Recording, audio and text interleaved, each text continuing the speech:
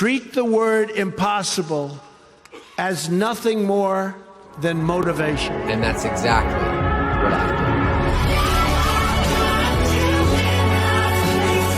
do. Once a day in the morning, pretty big deal of the day. Hair gel comes from. Yeah. Save America.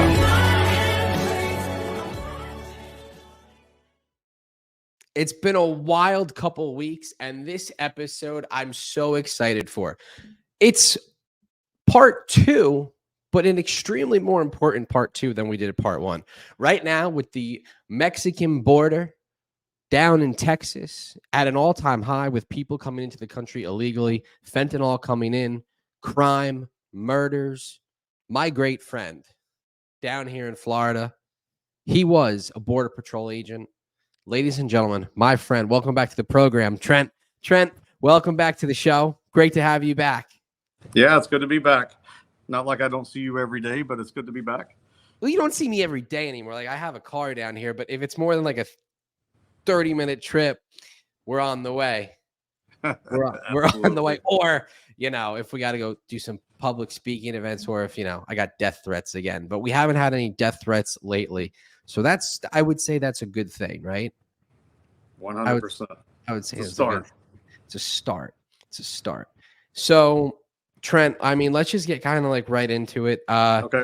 We'll talk other stuff at a later time in the show. But the border, it's worse than it's ever been before.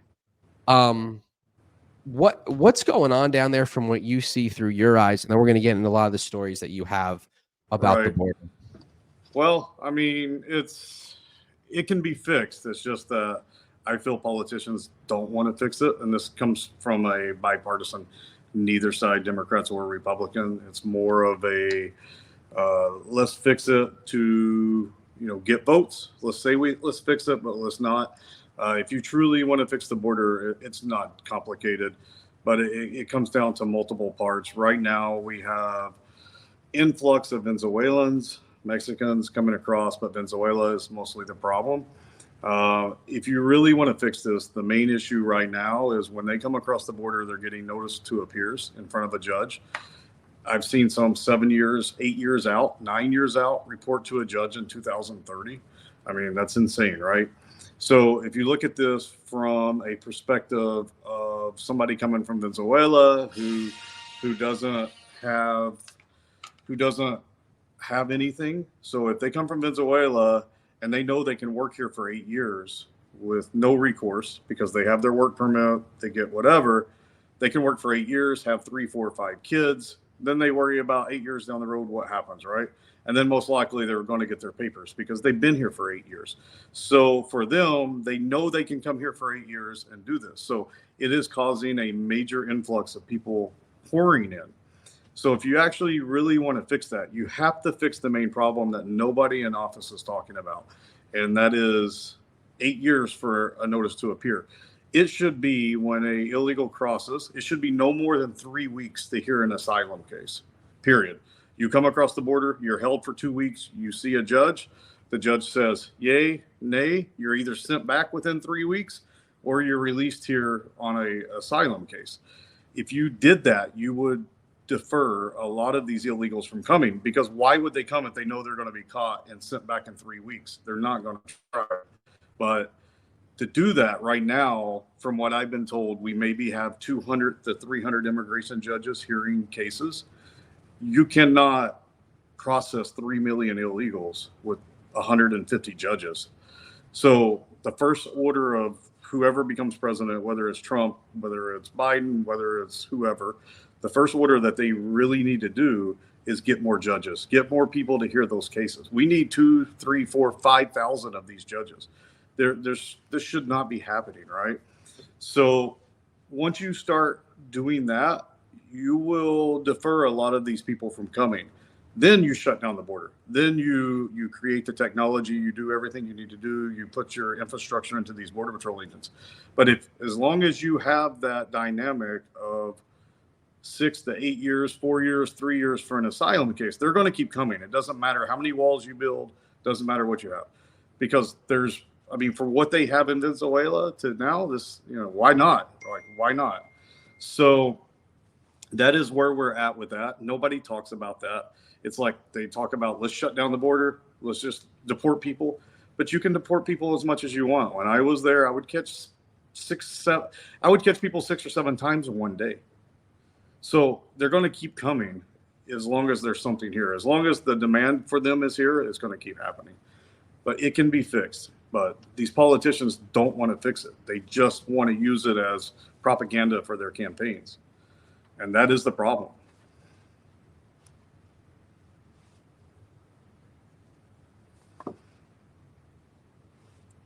I think I lost you, Phil. I cannot hear you. Are you on mute?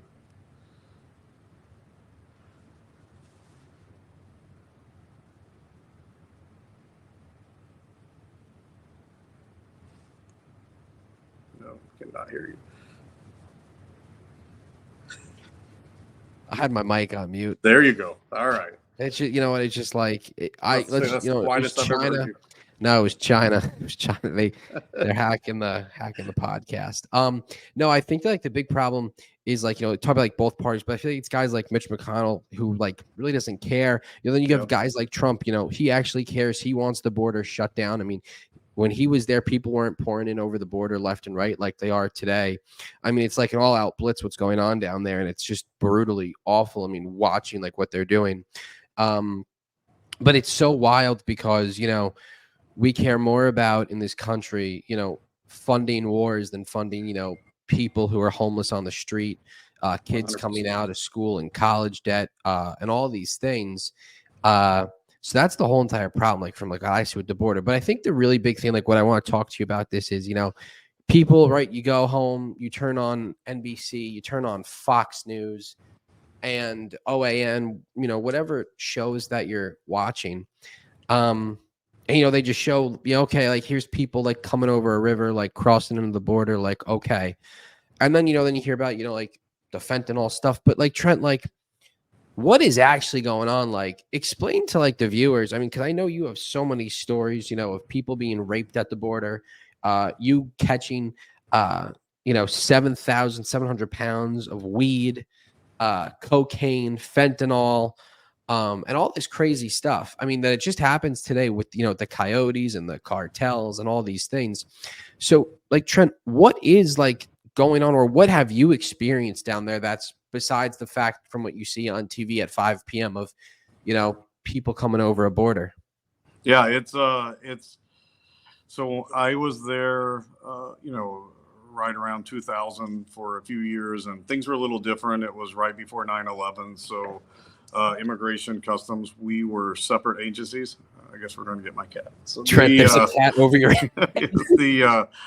so we have different agencies. We did different things. Customs would handle mostly, products or things coming in. We handled immigration. After 9/11, they merged both of those together. But it's a daily basis, right? Like I go out.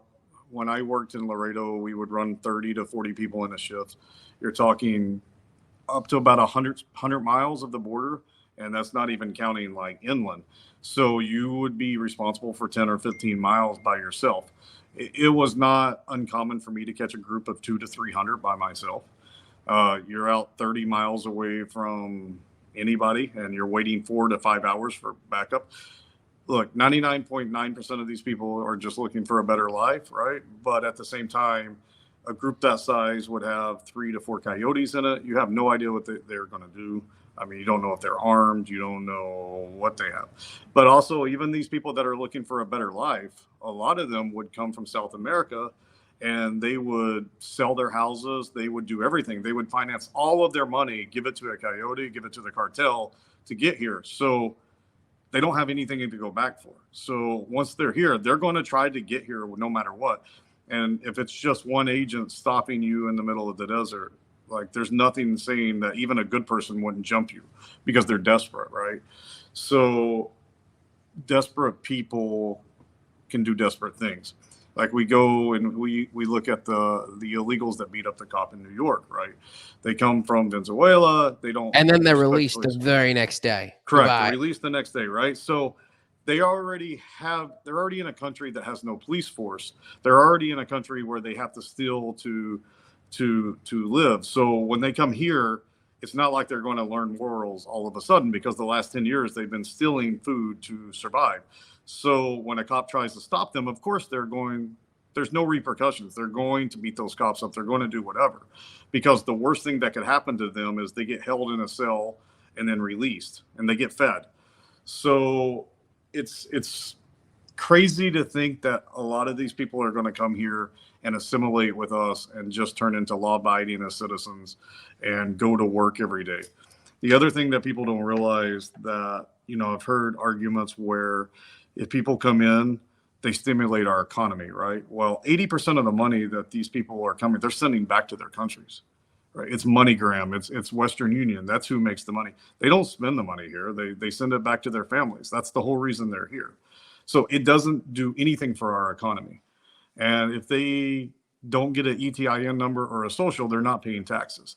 And it's, I go to my accountant here and he tells me, he does 60 or 70 illegals taxes, but every year they have more kids or less kids, or they're using their neighbors' kids, or they're doing whatever, right? So it's that's the other problem too. I mean, it's crazy because they get social services, believe it or not. They're draining the economy. I mean, we had a hospital in Laredo that went out of business because of the illegals that would come across. I had an illegal come to me one day. I was sitting on the border, came up, he knocked on my window. He tells me I'm sick. Well, he's literally in my custody. As soon as he walks up to me, I take him to the hospital. He has stage 2 cancer. So we now for 6 months have to put somebody at his hospital room because he's under our custody. He goes through radiation. He goes through chemo for 6 months. When he's done, he's cured. He walks right back to Mexico, never pays the bill. Right. And if you had one of our veterans here who might be homeless, or one of our veterans here who, might be struggling on harder times or elderly, if they go to the hospital with cancer and they don't have insurance or they can't afford it, what's going to happen? Well, sorry, we can't help you. But it's crazy. I mean, I went to Miami to do a brain procedure 2 years ago. The procedure was $11,000. The first question they asked me if I was illegal, because if I was illegal, it would be paid for. And I would not have to pay for it, but they would not even work out a payment plan with me. I ended up having to pay $7,500 up front. It's crazy. So I actually told them I was illegal, but it didn't work. So that's illegal. Yeah, it's just to the point of absurd. I know a lady who came here last year. She flew into Miami on a tourist visa. She was 8.5 months pregnant. They did not notice that she was pregnant at the port of entry in Miami. She flew in. She went to Jackson Memorial Hospital in Miami, had her kid. The kid is now an American citizen. She's Colombian. Her husband's Colombian. They flew back to Colombia 3 weeks after the baby was born. The baby is now an American citizen, and they did not pay a penny for the pregnancy. And now, once the baby's old enough, he can apply for them to be citizens here. And this is happening every day. This is not something new. And I used to catch 9-month pregnant women who would come here and spit the baby out while they were in our custody, because they wanted those kids to be American citizens, because those kids could later apply for them. And so it's hard to deport somebody. Like, going back to what I was saying with the notice to appear, if you give somebody 8 years here, they're going to have 3-4 kids. So when it comes time for their hearing in 8 years, the judge is going to be like, well, you have 4 American citizen kids. It's going to be hard to deny their asylum now, because their life is here. And that's what is happening. And I do believe that this is the Democrats' idea all of along. 8 to 10 years from now, all of these illegals are going to have 2 to 3 kids. You're talking about vote for them. Correct. And you're talking about 4.5 million illegals coming across right now. You're talking about 15 million kids possibly out of these illegals in 10 years. All of them are going to be American citizens. It's going to get to a point where, just like Reagan in '86, they're going to have to give amnesty to them, because it's causing such a big problem. We have been in a state of where we haven't wanted to go too far this way or too far this way, that we've just been kind of lackadaisical in between. And we've been allowing things to happen and closing our eyes for so long that now 5 to 10 years, we're going to pay the price for this, because Well, I mean, it's wild. you look what's happened in 4 short years with the Biden administration. I mean, he had the keys to the city. It's just, hey, keep the border the way Trump had, and you're fine. And they said no, let everybody in like it's a Toys R Us on Black Yep. Friday. Yep. And that's And yeah. I mean, look what's going on. I mean, you go into New York City, you have people going to the bathroom in literally pulling down their pants midday in the middle of New York City in the trash can. I mean, I remember we were there during Christmas, and you're going to see the Christmas tree, and you see people there, right? Just like, Trump said, some are good people, but some they're criminals. They're Yep. bringing in drugs. And, you see people on the streets in 20-degree weather selling the balloons with the lights on them for Christmas. And you look right next to him on the cold, hard floor in New York City on the ground. You have these tiny little kids all wrapped up in blankets, freezing. And it's just absolutely, I mean, wild what's happened. I mean, we won't get political yet. That's for another segment, but it's crazy what's happened just in 4 short years, and how Yep. just the lack of care for Americans in this country is at an all-time high, personally. Besides gas prices, the care for Americans, I really don't believe that there is any care. No, there's not. So, Trent, like we talk about, those stories about, the pregnant women coming in, having the babies. Now they're here to stay because of that whole entire thing. Me and you, we talked about this yesterday.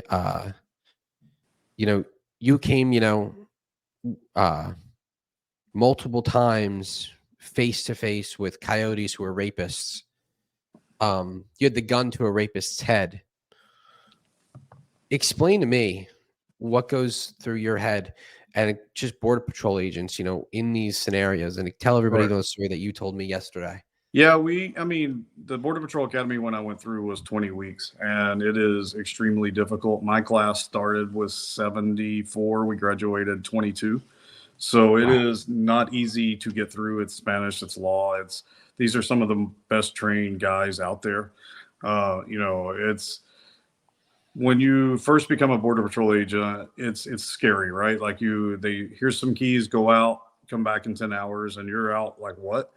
And the first few times I caught illegals, like it's a pretty scary thing. Like you don't know these people, you don't know what their intentions are, and a regular police officer might arrest 50 people a year, 100 people a year. A normal Border Patrol agent might arrest 10,000 people a year. So you're coming in contact with people who you have no idea. So like, it's a very dangerous job. Like I got my butt kicked on a daily basis.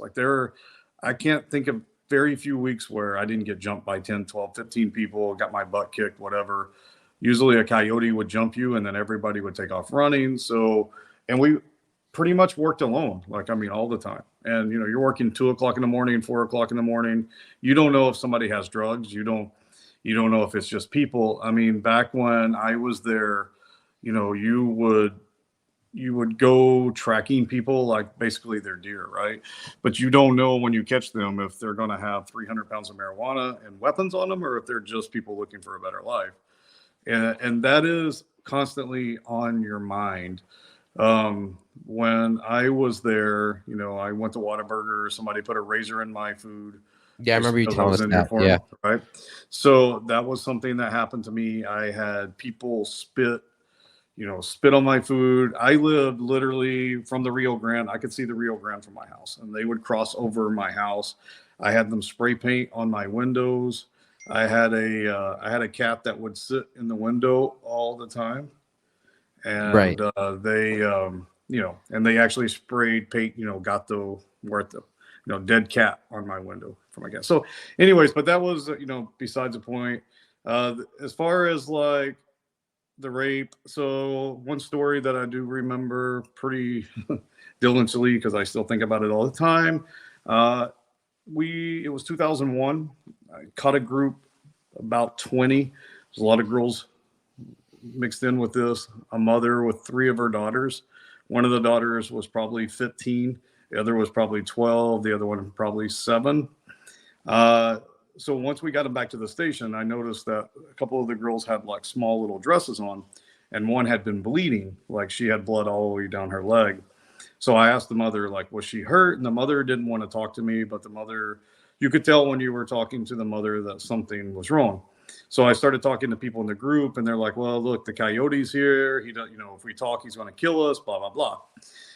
So to make a long story short, I was trying to figure out which one was the coyote. So I went, bought a bunch of hamburgers for them, put them all in the same cell, bought some candy bars, gave them to the kids and the people. And then I watched, and I noticed that the coyote went over with his backpack and took all the food and put it in his backpack. So I knew right away who the coyote was. So from there, I started talking to the coyote, and I was like trying to get in good with him, right? And like telling him, hey, like, oh, I love women, like these women are beautiful, blah, blah, blah. And he started opening up to me, like he thought he was my friend, telling me, oh, yeah, I rape these girls all the time. Like, that's what you got to do, blah, blah, blah. You got to keep them in line. And it comes to me to find out that he actually raped the 3 young girls, one of them in front of the mother. How old were they? Well, the one was like 15, the other was 11 or 12, and one was like 7 or 8. And he raped all 3. So he, I put him in the truck, took him out to the desert, and yeah, I think I was going to kill him. I really do. I was in so much rage. I did not care about anything at that point. I just kept seeing this young girl, bleeding, scared to death. And the only thing I could think of was just rage, like going through me. Like, how can a man do this? How can somebody touch a girl this age? Like, especially in front of their mother, like, so the mother was begging me not to do anything because he had promised to kill them, blah, blah, blah, on and on and on.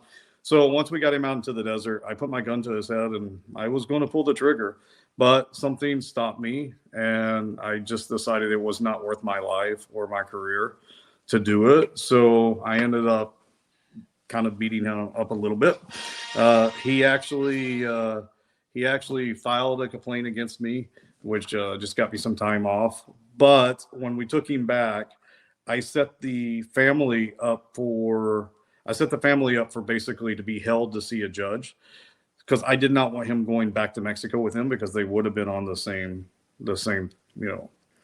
bus. So if you fast forward there, I set them up. They were here for 30 days to get their notice to appear. I wrote up a letter for them basically saying that they should be able to have asylum, that these are the reasons, blah, blah, blah. I didn't know if it was going to go anywhere.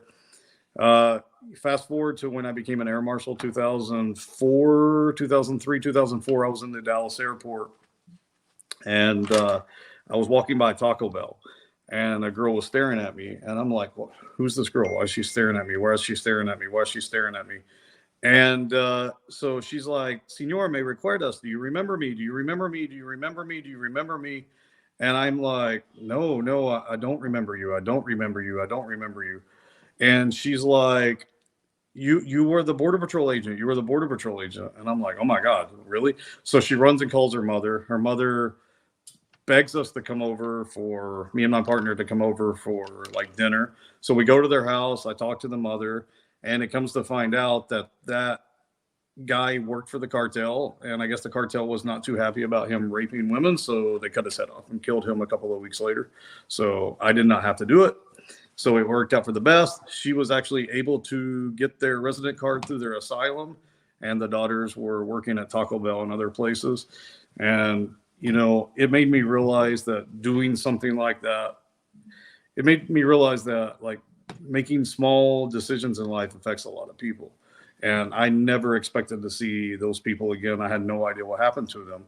But, I still think about that often, because it was very common for women to be raped. Like, you have to think these women and men are coming across 3 to 4 weeks walking, and they're together. The men are going to rape the women. Like, it's just, these coyotes are not good people. And sometimes I saw where the women would rape the women, men would rape the women in front of their husbands, and they couldn't do anything about it. Like, it's a wild west, as we used to call it. And I don't think that even the media talks about it enough. I don't think people know until they actually are there. They see it. And once you see it, you can't unsee it. And that's why I think it's important that we listen to the ranchers. We listen to the people who live on the border, because those are the ones that see it every day, right? It's not a politician going down to the border for 2 hours talking to a supervisor and saying these are the problems. That's not who we need to be listening to. We got to listen to the people that live there, that see it every day, that see the mess that they make on their properties, the fences they cut open, or the cows that they kill to butcher because they're hungry and they just find somebody's ranch and kill their cow and eat it. I saw that all the time. And, So sorry to cut you off, but I mean, back to the rapist, illegal immigrant coyote. yeah, What'd they do to him? they cut his head off and put him up over their little town in Mexico, according to her. So, I mean, justice served. And, because look, the cartels are evil. They're horrible people, but their main goal is business. And Right. if you're raping people, that's not good for business. Where does now you were telling me the other day that what they do, the coyotes and the cartels, when they bring people in over the border illegally and then they're here, they have to pay, they have to keep on paying them for 5 years. We were talking about that the other day. Yep, that is so basically when these people come across, they make deals. So let's say that somebody's crossing in Mexico and they're coming here and they want a job in Houston. So the cartel tells them, these people don't have money to give the cartel in Mexico to cross. So their way of payment is, for the next 5 years, I'm taking 50% of your money. You're going to go work for, whoever at this farm in Houston. And for the next 5 years, we're keeping 50% of that. And that's your payment for us getting you here. So what's happening is the cartels are actually creating almost like an army of people for them, right? I mean, you think about if you have 100,000 people crossing a day or a week, all of those people have to go somewhere and work. And if they go somewhere and work, they're all loyal to the cartel for getting them here. So guess what happens now when the cartel in Houston decides they need drug runners to run fentanyl to the neighborhoods in Houston? They're going to use these same people that crossed, right? So why not? You already have these people here. So that's why you see a lot of these people from Venezuela in places, as soon as they get here to this country, they're already involved in gangs. It's not that they came from gangs in Venezuela. They joined them here because the cartels used them. Because once you're involved, it's just like the mafia. Once you're involved with them, they're never going to let you go. It doesn't matter if it's 10 years. You really think they're going to stop asking for payment after 5 years? No, they're going to do it for the rest of your life. What's like the average pay? The average pay for, like, what do you mean the average pay? Like average Like pay? what are they paying what are they paying the cartels? I mean, I've seen everything from $100 to I've caught some people from Ecuador that paid $10,000 a piece. Right. And then like what's like the payment over the years? Like hypothetically, you sneak me into, no, you can't do the Bahamas. You sneak me into a country illegally. How much money, am I paying you over the next 5 years? But I love America and I'm never going to leave. No, you're paying 50% of your pay, or 70% or 80%. Usually what happens at these places is, so let's say you're working on a farm here in Miami and you're supposed to make $10 an hour. You work 100 hours a week, so you're supposed to make $1,000. You go to get your check. The guy says, here's your check. I know you don't have a way of cashing it, so I'm going to cash your check, but I'm going to charge you $300 for that. And then the cartel, the other $500. So here's a check for $150. That's your pay for the week, and they'll keep the other $750. So it's really 80-90%. I mean, we did raids on farms, and some of those guys were making $50 a week working 100 hours. And they're like, no, you live here rent free. But then you go see where they're living. They're living 20 people in one room. Yeah. A good friend of mine, his farm in New York got raided by ICE because they had an illegal working there. They had no idea about it. So like what tips you guys off when you guys are going into these raids to find these illegals? Well, I mean, it's not hard. Every farm has illegals, right? I mean, it's usually where we got most of our tips was from somebody that was pissed off. So, for instance, let's say somebody's there, they get fired, they go turn everybody else in. Or or the boss is upset because one of the guys is causing problems, he'll turn him in. Oh my God. So how many raids were you doing in a week? Well, we focused, since I was on the actual border, I did not focus as much on the raids.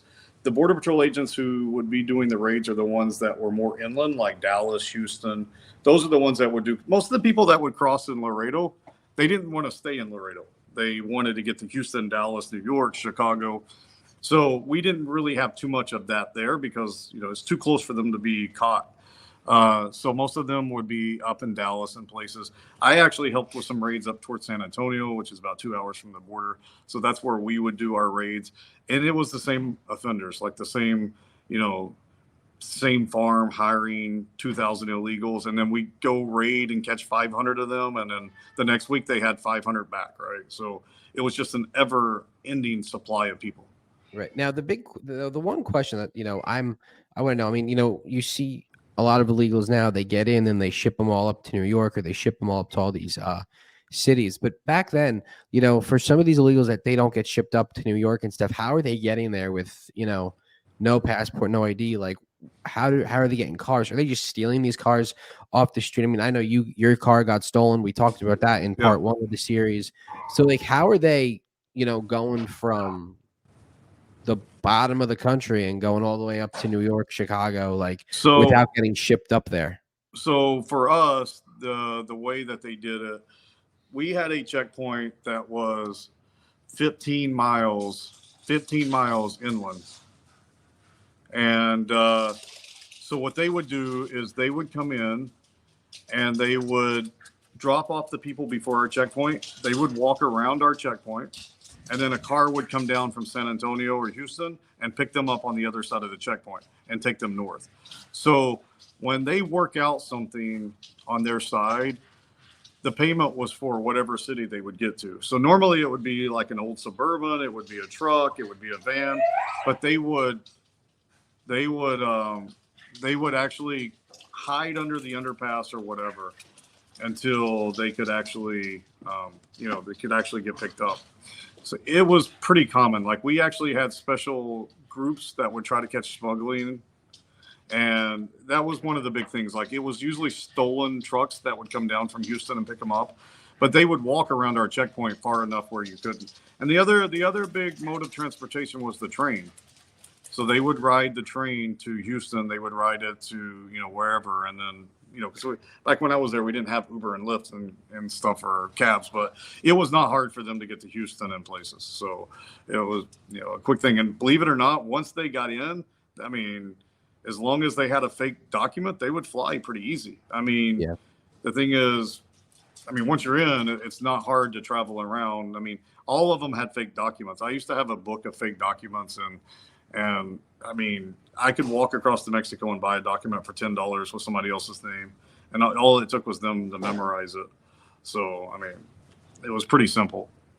You see now a lot fentanyl pouring over the border like crazy.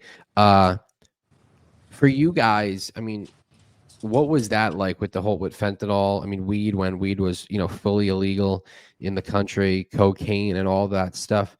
I mean, right now, how are they just coming in with all of this fentanyl? Like, are they not being checked?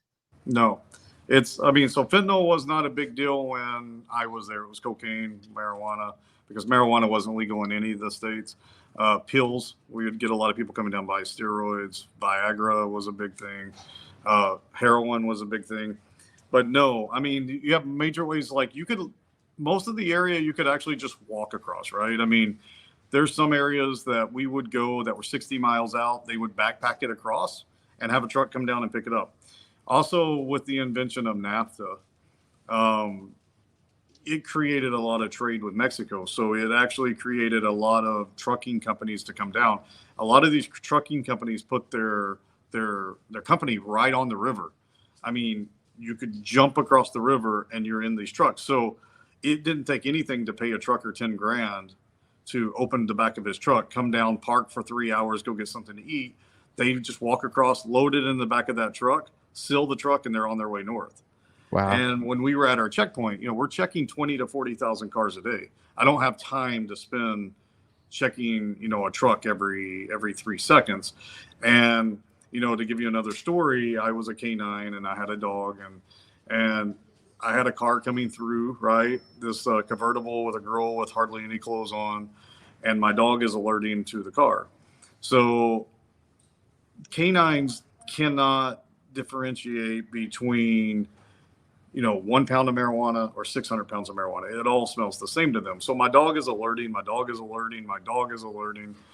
And next thing I know, my dog's nose pops up. And as a tractor trailer is going through the checkpoint on the other lane, he's like running to the thing. So I stopped the truck. He had 720 something pounds of marijuana in the back of the car.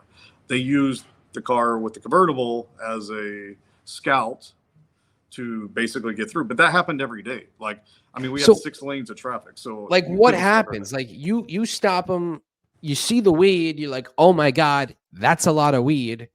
I mean, what are the drivers doing? Are they fighting you guys? No, I mean, are they pulling out guns? The drivers, 99.9% of the time, well, how'd that get back there? I have no idea. I just came down to pick up this load. And then I would say, okay, your manifesto says you were going from Los Angeles to New York, but somehow you ended up 12 hours out of the way on the Mexican border, for one night. Yeah, I wanted to come down to get tacos. So you drove 12 hours south to get tacos, right? And you were here for 3 hours. Yeah. So, but the thing was, they were very good about, they would seal up the back of the truck and they would have paperwork for that seal. So it was a very detailed operation. So we didn't like to break seals on trucks because, tractor trailers will put seals. You don't like to break those because it breaks the manifesto. But, when your dog's alerting, you have to. A lot of times, your dog would alert to a truck and there's something in that truck, but you spend an hour looking for it. You can't find it because it might be in the battery. It might be somewhere. It might be in the wheelbase. And it's a lot of work. And back when I was there, anything under 100 pounds, we would not prosecute. So I would catch 99.6 pounds of marijuana every day. There's no rounding up. Nope. Just to send it over to the DA, let them go and catch them again tomorrow. But if they went over 100 pounds, they would prosecute.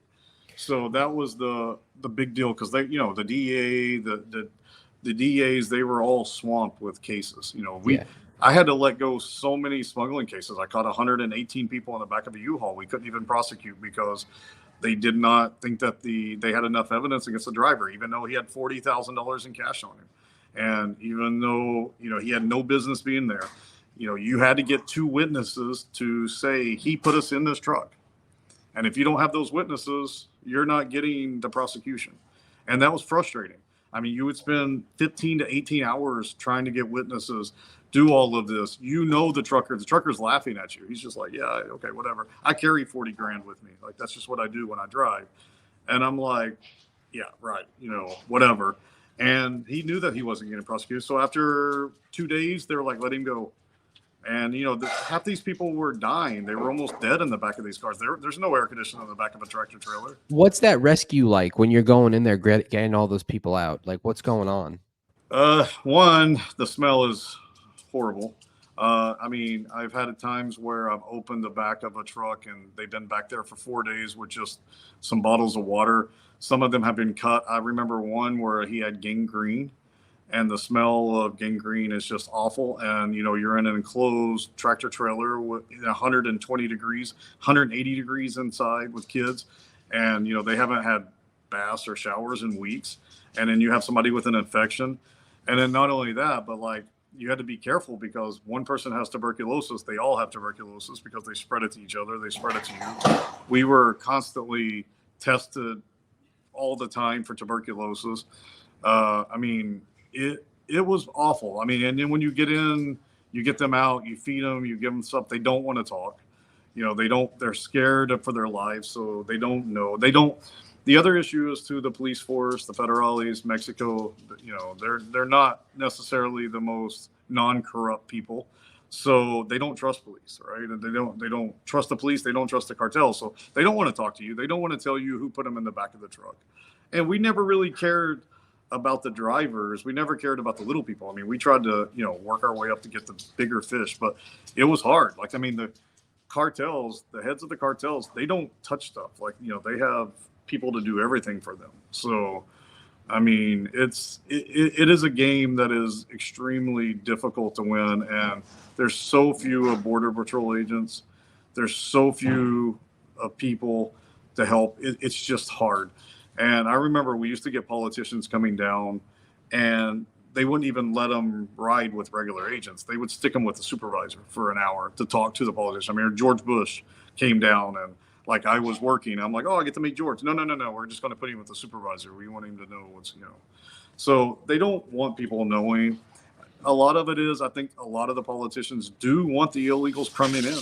I mean, they want it. I mean, we know the Democrats do, but Obviously. yeah. So, you know, and then you have your politicians who are really far left, like AOC, and you know, we know how they feel. So it's just crazy. Like I just can't imagine we're the only country in the world that does not secure their borders.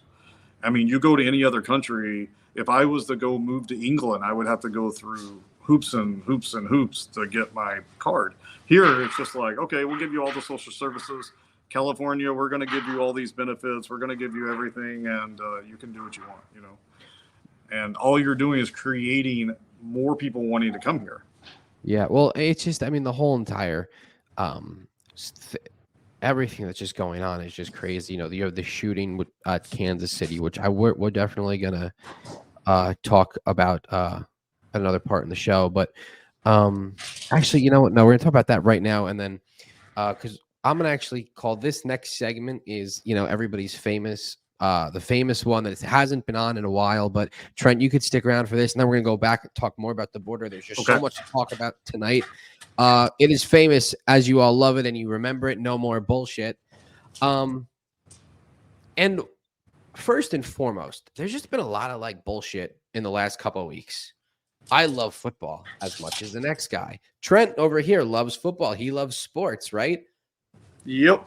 So many people in the last couple of weeks care more about what Taylor Swift is wearing in a skybox at the Super Bowl rather than securing our schools from school shootings or keeping our Super Bowl championship parades safe from shootings.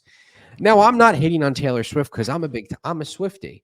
Yeah, okay, sure, she endorsed Biden, but all of her songs are about her making the wrong choice with the wrong guy. Okay, she always picks the wrong guy. It's pretty simple. But back to the whole entire thing. You see what our episode's been about how these people are coming to our country illegally. There's no care in the world. Because guess what? It really sucks because the way that a lot of these politicians that they think about is, guess what? If you're just some kid in a small town and you overdose on fentanyl that an illegal immigrant brought in over the border, guess what? We don't care about you at all. Because guess what? We're only going to care about the next person who's coming on the border who's going to vote for us. That's the simple line. That is the most simple thing. And nobody wants to ever say that. And it's just like the whole shooting thing. They don't care about it. If they cared, they would have stopped the shootings a while ago. You would have never seen a shooting happen at the Kansas City parade that they're saying, oh, you know, they had a fight or whatever. Okay, well, still, you're going to celebrate a Super Bowl and you got to worry about being shot. Yeah. You're sitting in math class, learn about y equals mx plus b squared, whatever it was. And then you're worried about getting shot. Just the whole entire thing that's going on in the country, it's bullshit. And if you're a young voter out there, it is simple as this. 4 years ago, you weren't paying almost $4 for gas. Food was cheaper than ever before. And especially if you're a college kid, you're coming out of college, many with debt, but then also what you pay in food, what you pay in gas, and all these things. When Trump was president, you didn't have to worry about gas, about food price, about any of these things. Now, you do. That's our episode of No More Bullshit. Let's get back into the episode. Okay, Trent, so that's our little No More Bullshit little tiny segment. We love throwing those out. Don't be a weak guy. So, Trent, you've been in multiple shootouts with guys in the cartel. What starts those with you guys in the border? And you're like, what is, you know, the big rule? Because a lot of people, they say, oh, well, you know, if they're protecting the country, they should just shoot these people when they walk across the border. Like, what are the rules? And first, let's talk about what are the rules and the regulations of you see them coming in. How come you and the border patrol agents can't just shoot them down because they're coming in illegally and they're coming to hurt the agents and it's self-defense? You know, what's the statute of What's the statute that you guys have to follow before you guys discharge your weapon, especially down the wild, wild west, like you said? Yeah, it's the same as a police officer. I mean, you have to, have a threat of life, your life, and sometimes it's hard to differentiate between like a situation that you think you could handle with your asp or with pepper spray or with your gun. You have split seconds to make those decisions. It's a tough call because like you never want to take somebody's life. It's something that lives with you forever, but it's tough, like, because the situations we were in, you got comfortable a lot of times. Like, if I find somebody just walking on the street, I throw them in the car, take them back to the station. I don't even search them. I just tell them to get in because you got comfortable with that. Like you caught so many people. I think sometimes you do get lackadaisical, and that could cost you your life. I mean, there's been numerous Border Patrol agents killed. It's one of the agencies that has the most assaults against them than any other agency. I never reported half the times I got beat up. I mean, I got punched in the face. I've had fractures. I never filed assault charges against them. I mean, I knew it wasn't going to do no good. I mean, so it took really life or death to file something against somebody, because nothing ever happens to these people. It's almost like they're a protected class of people, and that's the scary part. But it's when it comes down to shootouts, like you try not to draw your gun. It's the last thing you want to do. I mean, I'll give you one story. One night, it was with a female agent. She was pretty new, straight out of the academy. We were about 45 miles probably out away from everything. It's a regular place where they bring, illegals across, probably 1 o'clock in the morning. And so we're sitting out on a trail that goes like what we call the monte, like the low bush. And if you've ever been like in that area, it's pretty much desert, but there's some like little low bush areas. So we're hanging out, we're just talking. We walked about 2.5 miles from our truck, which was on the road. So as we're sitting there, it's a clear night, moon is shining down. And once again, like if you're in that area, it's wide open skies. So it's a different type of thing. Both wearing bulletproof vests, because you work at night, you wear a vest. So we had a group of about 14 come across the river. And as I had the night vision goggles out looking, I noticed that the one in the back and the one in the front was carrying a gun, which is not something normal if you're crossing just illegal immigrants. And they had backpacks. So we knew they were, bringing drugs across. So I told my partner to stay off of the trail. Let's let them pass us. And then when they get to the road, we'll call for backup. And then the backup can come, pull them over. I did not want to get involved in a shootout, 1 or 2 in the morning in the middle of the desert, 25 miles away from help with a brand new female agent. Not that female matters, but still. Like, Brand new agent.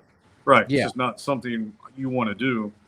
So to make another long story short, you can keep going. We want to hear the whole thing, Trent. Okay. So this is the philosophy podcast. As they were going across, I was watching with the night vision goggles, and she slipped backwards and made a noise. So they all stopped, and I could see that they all stopped, and they started looking around. How far were you guys that they heard you at that point? Probably 30 yards. Okay. So pretty close, but we were well hidden in the bush. So, and they were on the trail that normally people use, because these people walk these same trails so many times, they wear down the grass so you can see where the trail grows. So I made the mistake when she moved. I could see that I was bent down, and I could see that they were looking around. So I stood up with my night vision goggles because I could not see the guy that had the rifle. And I did not know where he was. And so that made me nervous. So I stood up to get a better view. Well, when I stood up, my vest pulled over from my side, and my badge was underneath my shirt, or on my shirt. So the badge started reflecting off of the moonlight. So you could see me reflecting. So the next thing I know, a shot is fired. I'm hitting the chest with the bulletproof vest. You get shot. I fight backwards. So the guy with the rifle hit me. Luckily, it was just a 22. The vest stopped. So my partner basically just started crying, putting her head down.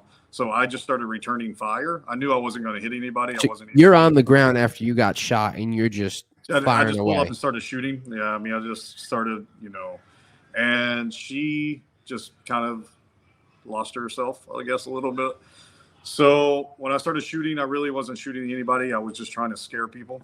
They all dropped their dope, took off, ran back, jumped back across, left the dope, whatever. And we never even filed. I never even took it to supervisors because somehow we would have got in trouble somehow. So we just said we found the marijuana, on the ground. But like that's kind of what we went through. I mean, I literally got hit with a 22 rifle in my bulletproof vest and never even filed a complaint because like we knew it wasn't going to go anywhere. I mean, who are they going to prosecute? They've already back to Mexico. So it's like, what are you going to do? Plus, I knew, as agents, you tried to protect each other. So I knew that if I went to my supervisors and said, this is what happened, she would be in trouble because she never tried to even defend or do anything, right? She just ducked her head and basically had a panic attack. So, Whatever happened, did she quit after that, or did no, she she stay actually around? got pregnant and she Okay. actually went into the, we had like a thing where you could go around to the schools and, talk to the schools. And so she ended up doing that. And then I left a little bit after to go to the Air Marshal Service. This was right before 9/11. And so I don't know really what happened with her after, but those were pretty common. Like, I mean, the fire a gun. I mean, you're supposed to write a report, but most of the time you didn't because whatever. I remember sitting in my truck, just reading a book, and a bullet went right in through my windshield and just hit the seat. And I was sitting up on a hill, and somebody fired at me from across the border, across the river. And so at that time, we would just report it, back out of the area, and let it settle down. That's it. Like, oh, well, whatever, you got shot at. So it was a normal daily occurrence for these guys. And forget it. Like, people talk about rocks. They throw rocks at you. And when I tell you that these rocks are not like a little pebble, I mean, they take these huge, 4.5 pound rocks and throw them over the fence on top of your car or whatever. Multiple times I've been hit with slingshots with rocks. I had a big whelp on the side of my head. I got hit in the back of the head with a slingshot. They would shoot at you from the river. They would come into the river and come about 10, 20 feet away from you and start shooting at you with slingshots and rocks and start throwing things at you. And it was just, and the Rio Grande's not the most nice of rivers, I guess. Like, it's pretty polluted and nasty. No way we're going in the river after these people. Oh my gosh. I mean, so when you get shot, bullet hits you, what's going through your mind at that point? At that point, like with the way he hit me with at the distance, like I didn't feel it per se. I mean, I felt the thump. Thank God it hit me in my vest because, I mean, the vest, your bulletproof vests really go from your chest up. They don't really even cover your bottom part, the ones that we wore. So if it would have been just a little lower, it would have went right into my abdomen or wherever, or it could have hit me in the artery. Luckily, it hit me there. But like, yeah, I mean, it felt like 10 minutes, but it was a matter of seconds. And, I don't even know where I was firing my gun at. I was just shooting. Like, I mean, I wasn't even trying to hit somebody. I just wanted them to go away. So it's just a lot of things go through your head. But when that happens at that point, you don't think about it. You think about it later that night or 20 years down the road. Like now, I still have PTSD from a lot of the stuff that I saw. There's still nights that I wake up and I'm sweating and I had a nightmare. I mean, even just last week, I had a nightmare of me being back on the border. Like I dream about it all the time. I mean, you're able, when you're younger, like I was 24, 25, you're able to put that stuff out of your mind. But as you get older, that stuff starts coming back to you, and it's not like I was in a war, but like there's a lot of stuff that happened that makes you feel like you were in a war. I mean, we've just heard wild stories tonight. What is probably the wildest interaction that you had down at the border? I mean, the rape thing was something that, is one of the most craziest things. I mean, I've had silly things happen, like catching 3 Puerto Ricans in the trunk because they didn't know they were American citizens. They paid somebody $1,000 to bring them across. You catch things like that. I mean, for the most part, it was just daily occurrences that add up. I mean, I remember seeing, things that I remember are like, I remember watching like 50 illegals go by on the train and one of them getting pushed off and just crushed. And I mean, just like right in front of me at the exit, like, one of the guys bumped him off and he got crushed and that's it. I think some of the hardest things for me was seeing the lack of humility. Like I would be walking down, I'd get a phone call. Can you go get my husband? He got really sick. We left him at this power line. When did you leave him? Oh, 3 days ago. He's probably dead. Yeah, but I needed to get here to Dallas. And then we would go back out and basically you would find his naked body, because the next group that crossed would steal his shoes, they would steal his clothes, steal his wallet, and then you would find a body being ate by coyotes or whatever, half eaten. And then we would call the lady back, and I'm like, yeah, we found your husband. He's deceased. Do you want to come?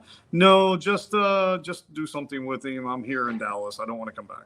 What would you guys do at that point? They would just basically put him in as a John Doe and send him to the coroner and let them handle it. Hospital would keep him in a freezer until somebody would claim him, and after they didn't, they would just bury him anonymously or whatever if nobody would come forward. And that was every day. When I joined the Border Patrol, they gave me a book to study, and it was the Book of the Dead, and it had about 3,000 pictures of dead bodies. And I thought, why are they giving this to me? Like, I don't want to see this. But that was just to prepare me for what I was going to see every week, because every week I would see a body floating down the water, bloated, whatever. But like I said, I think the hardest thing for me was seeing people die and other people not care. They just were like, yeah, let me have their shoes. Let me have this. Let me have this. And that was a daily occurrence.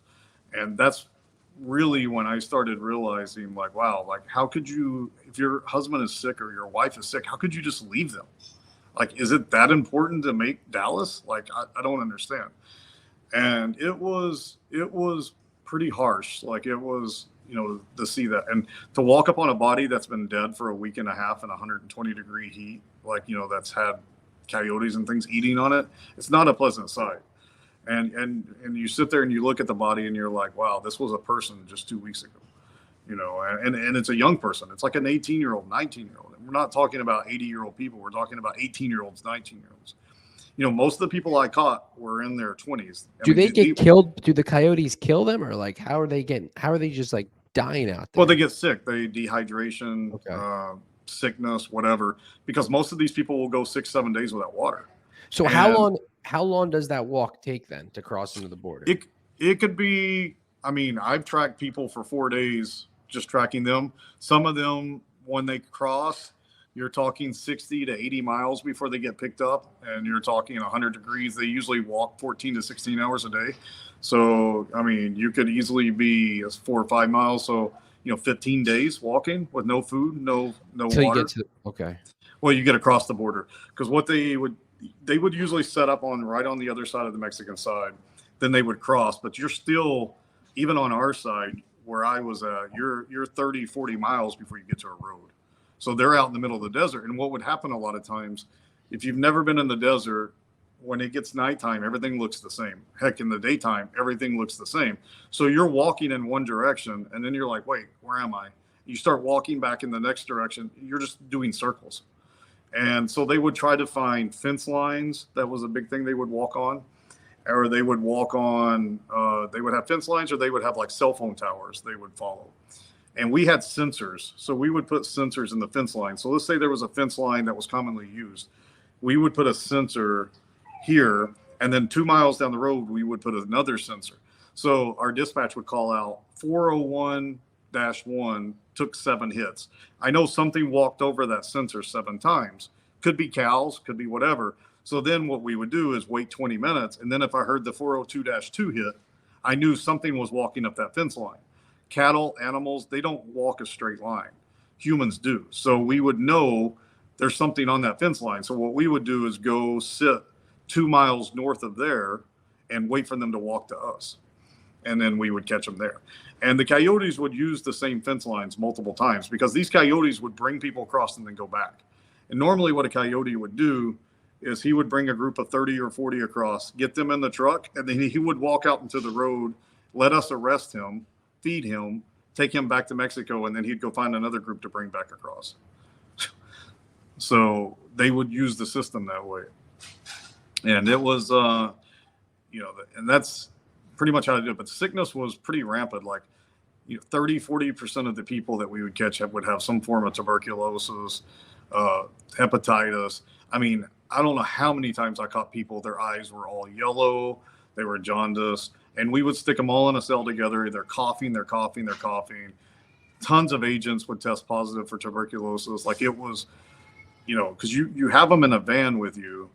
You put 7 or 8 of them in a van, and the only thing separating you between them is like a partition where you can talk to them. So, of course, they're breathing, they're coughing. It's circulating the same air. So you're breathing the same air they're coughing. And it got to the point where you were constantly getting sick. Like, I mean, these agents, they, and in the government, like, you would get sick, and the government would basically be like, oh, well, there's no guarantee that you caught it on the job. And so, yeah, it was tough. So it was really hard. And, agents, I mean, my best friend, Jason, was killed while on duty. He was hit by a tractor trailer while we had a group of like 30 illegals. It just was common for, agents to be killed. I mean, if you go and look at the memorial, Border Patrol memorial online, you'll see there's agents being killed every year compared to other agencies. It's just a dangerous job altogether. And these guys, they don't get enough respect. And then you see the media bashing them, saying, oh, they're racist. They're using horses to whip people and all this bullshit. Sorry, bullcrap. We said bullshit already. So yes, okay. I mean, it's, yeah. So I think YouTube might take this down. So I might have to get on Rumble. So we'll see. Well, yeah. So you see, you see all the bullcrap with like, oh, they're rounding them up with horses. They take a 2-second piece of a video and make the agents look like there's some sort of, beating them or something. And it's ridiculous, because I guarantee you can take any average citizen, stick them there with 1,000 Haitians that just crossed, and every one of them is going to be nervous. They're going to be scared. They're going to be whatever. You don't know who these people are. And you have 12 agents trying to keep them from doing whatever. Like, it's just a crazy job. Like, I love my job. I love doing it. Like, it was a great job, but like, it was every day, 14, 16 hours of just the hardest work you've ever had in your life. Like, I mean, so, but I would not have changed the experience for anything in my life, honestly. So, I mean, and now seeing what's going on, it's sad, because, I mean, look at the Uvalde shooter, right? Like, it was Border Patrol that was there to take down the Uvalde shooter, our BORTAC units. So, I mean, those guys are everywhere, and you also have to remember too, like, on the Border Patrol is the police. Like, where I was in Laredo, we had a pretty strong Laredo PD, but once you got outside the city limits, we were the police. I took care of numerous domestic cases. I mean, I remember getting called for a domestic case where the husband had blown his wife's head off, and then she shot herself. He shot himself. So, like, it was, and we were the first ones on the scene. I mean, car accidents, I was always the first one on the scene because we were the only ones around. I had a car accident where the husband had flipped over coming back to SeaWorld, and the baby was thrown out. The kid was thrown out, and a tractor trailer ran him over coming the opposite direction. The illegals hit him, right? What's that? You told me the illegals hit him, right?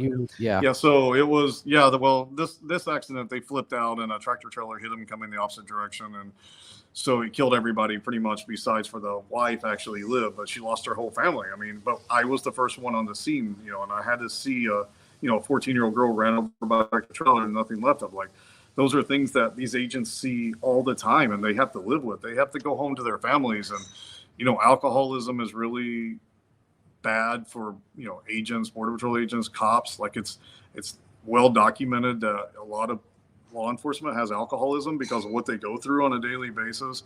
Divorce rates are high for law enforcement. Like, these guys really give their lives for the public. I know we have bad apples everywhere, like, it's just part of life, but it just kills me to see us destroying law enforcement every day on TV when we have no idea what those guys go through. and they're like, oh, well, this happened. I'm like, yeah, but right before that, somebody might have pulled a gun on them. Like, you don't know what's going through their head, right? I mean, there were numerous times that I would pull over a car at 1 o'clock in the morning and the windows are tinted out. I know there's multiple people in the car, but I'm walking up on this car. How do I know they're not going to shoot me? Like, I mean, How many times did you get shot?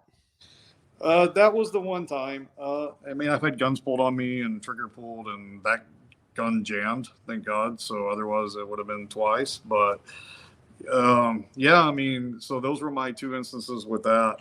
The other time a guy pulled a gun out, put it right to my head, squeezed the trigger, but the gun jammed. So otherwise I wouldn't be here. But it yeah, and it really does play with you, like, right? I mean, I had to see therapy for a long time right after I left, and it's just something that's going to live with you for the rest of your life. And every one of these guys, I mean, these guys are going into the Border Patrol when they're 22, 23. They're young, they're kids, right? I mean, you have your whole life to live, but they're basically sacrificing to help our country. And our politicians and people just laugh at them. And AOC, baby, she's the worst. Yep. When you look at, from your experience at the border compared to today, I know that, it's a while from when you were there, but what is the number one thing that you think that they could do that's going to shut down the fentanyl that pours in and all these illegal immigrants that are coming in every single minute? I mean, think about in the hour that we've recorded or that people have watched us, think about, the amount of people that have poured in over the border at this time, which is just wild to think about. But, they got to build the wall back if 45 becomes 40, when 45 becomes 47. But for you, like, what do you think that they need to really do to stop what's going on now at the border? Yeah, I mean, well, one, I mean, if you want to stop the people, like I said, you have to get rid of the eight-year waiting period for asylum. Like, that's got to be done. As far as fentanyl, that is a tough one, because as long as there's demand here, it's going to be supply. I mean, there's, like I said, when I was there, it was marijuana. Once we legalized marijuana, that became not as popular. So they moved on to cocaine. They moved on to fentanyl. And so it's hard because we have such a large amount of drug users in this country that want fentanyl, that want things. So it's going to keep coming here. I mean, the wall would help with drugs, of course. Right. But if we really want to stop the fentanyl, I mean, we got to shut down the border. But I've always said that we've always been strong on the border, but we've always been weak on the interior. And that back when I was there, we were always like, once they're past us, they're home. Like, right? They don't have anybody to bother them. Because when I was there, the Miami field office would have 3 agents. The San Antonio field office, 3 agents. Houston, 12 agents. Laredo had 780 agents. Houston, 6. So once they got to those cities, they didn't have anything to worry about because ICE wasn't coming to get them. Immigration wasn't coming to get them. So it's got to be a joint effort. Like, if we want to stop the fentanyl, we got to put task force together in each of these major cities, as well as shut down the border. Like, that has to happen. But there has to be stronger penalties. Like, we have became over the last 3 or 4 years very soft on even like, theft, small crime. We've just became really soft on that. And it really hurts things. Like, the problem is that I think that we're running into, and what people don't realize, is a lot of these people that are running fentanyl are youth. They're 15, they're 16, they're 17. So even if they're caught, they're going to be charged as a minor, or they're going to be released. We have to get stronger on crime with youth. Like, these 15, 16, 17-year-olds, you got to charge them as adults. You gotta really make sure that if you're selling fentanyl and somebody dies, you got to be charged with murder. I don't care if you're 15, 16, 17. Like, there has to be punishment. But the cartels don't care about that, right? Because they're in Mexico. And that's always going to be the problem. Like, how do we get Mexico to help? How do we get Mexico to shut down their cartels? How do we get Colombia to shut down, their cartels? How do we get Panama? How do we get Ecuador to shut down the cocaine coming across the fentanyl? The fentanyl is coming from China. How will you get China to do this, right? I mean, do we sanction them? Do we do whatever? I mean, there's got to be a way, but I mean, we're having fentanyl deaths like every day, and it's insane.